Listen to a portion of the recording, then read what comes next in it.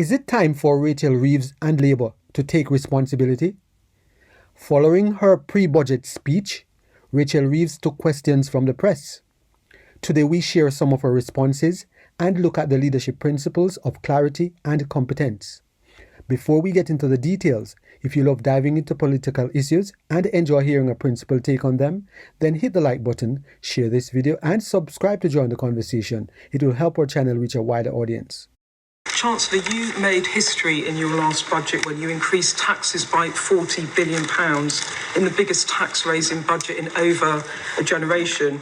You said at the time it was a once-in-a-parliament tax-raising budget, and you told me explicitly Labour would stick to our manifesto commitment not to increase taxes that working people pay.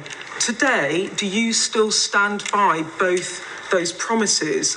And if you can't or if you won't, aren't you making a mockery of the voters that put their trust in you at the general election? Thank you. Thank you very much, Beth. I will set out the individual policies at the budget on the 26th of November. That's not what today is about. Today is about setting the context for that budget. And your viewers can see the challenges that we face, but the challenges that are on a global nature. And they can also see the challenges in the long-term performance of our economy. And the Office of Budget Responsibility will set all that out. They've done the review of the supply side of the economy. That looks at the past, but they use the past to predict the future. And as Chancellor, I have to face the world as it is, not the world that I want it to be. And when challenges come our way, the only question is how to respond to them. You've just made the case, in effect, for raising taxes by tens of billions of pounds. The HMRC stats don't lie. If you do that, you will have to put up taxes for millions of people, including those you call working people, won't you? Well, today is not about individual choices. They will be set out in the usual way in the budget. But what I want people to understand as we go into that budget is the circumstances which we face. And that is circumstances of great opportunities for our country, for the reasons that I set out, but also big challenges. At the election, I said that we would put the national interest first. People can see that things are changing, that the global circumstances are challenging, and I hope they will see at the budget on the 26th of November that the focus on getting the debt down, getting NHS waiting lists down, and getting the cost of living down, which continues to be people's number one concern, are the priorities that I will be focusing on. We did increase taxes last year at the budget to fill the £22 billion black hole in the public finances. Chancellor, of course, has to use the independent forecasts of the Office of Budget Responsibility, and we used those last year at the budget, at the spring statement and at the spending review. But last year, and on page 21 it says explicitly that Labour will not increase taxes on working people, which is why we will not increase national insurance, the basic, higher or additional rates of income tax or VAT. What do you say to those who have listened to you this morning, and yes, they'll wait for your choices in a few weeks' time, but will say perhaps, crikey, it looks like the Chancellor's about to drive a coach and horses to either that promise or the promise from a year ago not to come back for more. And if I may, on last week's news, how did you manage to make such a mess of applying for a rental licence on your home, having championed the very policy yourself, and then managed to give one account to the Prime Minister, only to come back and have to give another one? Thank you. So I will set out the specific policy choices on the 26th of November, and that's the right thing to do, and we're going through that process. And we have such low productivity today, and the reason why the OBR are updating their forecasts is because governments have done that for the last 14 years, and that's why we face so many of the challenges we face today. And I'm not going to be a Chancellor like that. I am going to put the country first. I'm going to put the national interest first. On the issue issue of housing, there was an exchange of letters last week between myself and the Prime Minister, and the Prime Minister's ethics advisor has passed his judgment. I don't have anything more to say than that. The problem of the last 14 years is that political expediency always came above the national interest.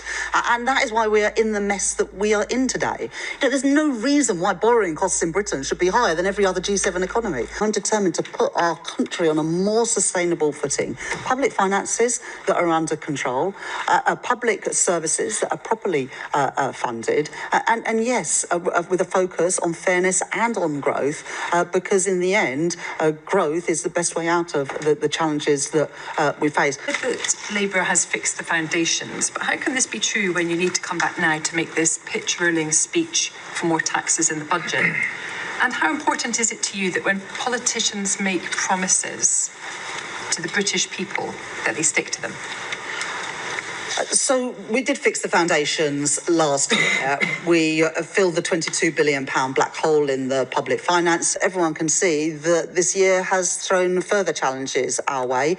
Britain is not unique in that respect. The impact of tariffs, of global uncertainty weighs on countries around the world. I think it is important that people are honest, and I think, as I said, everyone can see that this year has thrown many more challenges our way. What can you bring about hope to the young generation who can't get jobs, can't get houses, and are seriously worried about the upcoming budget?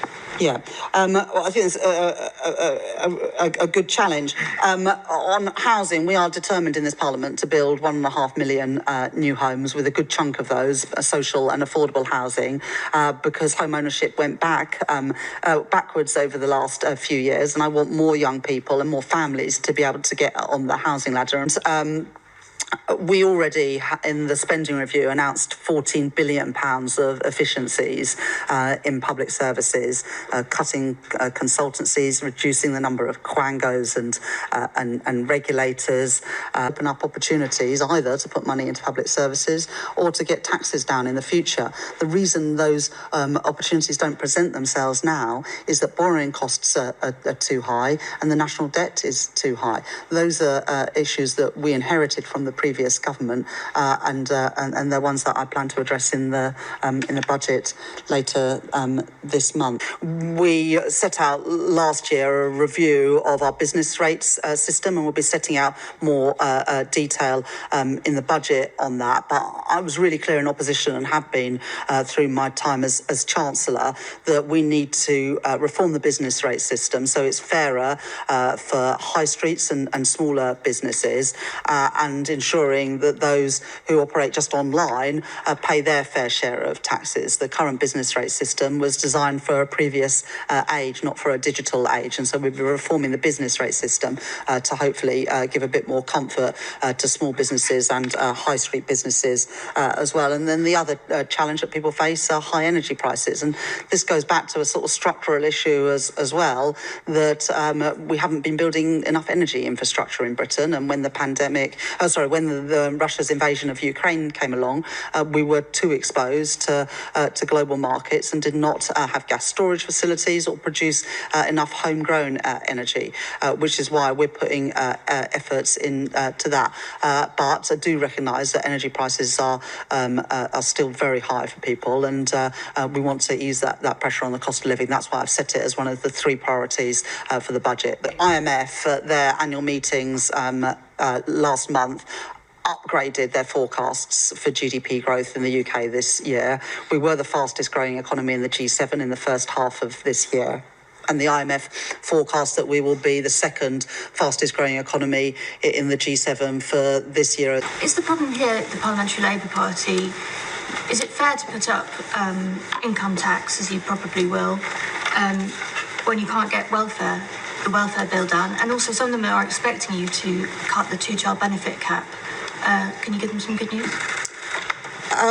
So I think it's a bit unfair to blame the Parliamentary Labour Party for the OBR supply side review, and that will likely be the biggest piece of news in terms of the economic and fiscal situation at the budget later this month. But look, all decisions have consequences, and if you spend more on one thing, there's less money to spend on something else. Even being questioned by the press, Rachel Reeves refuses to take responsibility for the economic damage from her policies. She keeps blaming the previous administration about a $22 billion black hole that even the Office of Budget Responsibility refused to agree with. Yet the press stays silent on that detail. Now her policies have ballooned into a £50 billion black hole. She has turned a bad situation into an outright crisis. People need clear, confident leaders who know what they're doing. Leaders who are willing to put their reputation on the line to do what is right and serve the nation, even if it means distancing themselves from partisan politics or rigid ideological pursuits. Put the public first, regardless of what the media or opposition parties have to say. Be the leader who people can trust, where your promises align with your actions and results. Stand firm against the political noise. Challenge political norms that are outdated and useless. Lead with wisdom and determination. Create policies that deliver real shifts towards a stronger, more prosperous Britain. Cut the empty words. True clarity means stating plainly what serves the country, without political jargon and spin that may sound good in theory, but consistently fail those craving real economic change, brighter prospects, and more money in their pockets today and tomorrow. Ensure any policy created aligns with transparent standards and clear vision for the nation, not whim. Assemble a team of proven experts in finance, economics, and growth, not people who have never run a business in their life. Only then can talk of growth ring true, rooted in facts instead of polished phrases that clash with people's everyday struggles.